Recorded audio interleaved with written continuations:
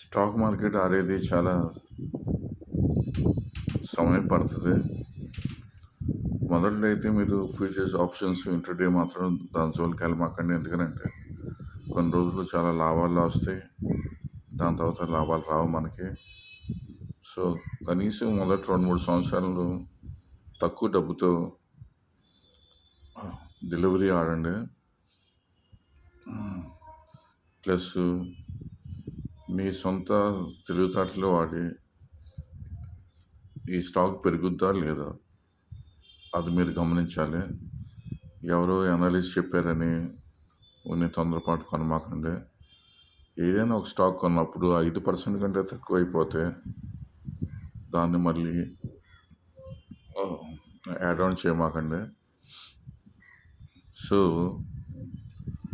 ఈ ఈ Trump tariff మూలంగా మనకి ఆ, చాలా నేర్చుకోవాల్సింది ఉంది.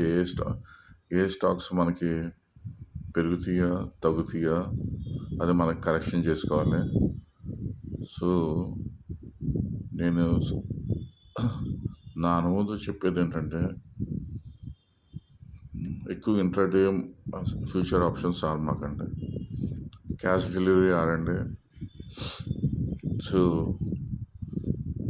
మొదటిగా నిఫ్టీ 50 స్టాక్స్ తో మొదలెట్టండి. దాని తర్వాత కొన్ని సంవత్సరాల తర్వాత మీరు స్టాక్ మార్కెట్కి బాగా ఆడగలిగితే ఎక్కువ డబ్బులు పెట్టవచ్చు. దానికి ముందు మాత్రం పెట్టమాకండి. ఎందుకంటే నష్టాల్లో పోతాం మన విలువైన డబ్బులు.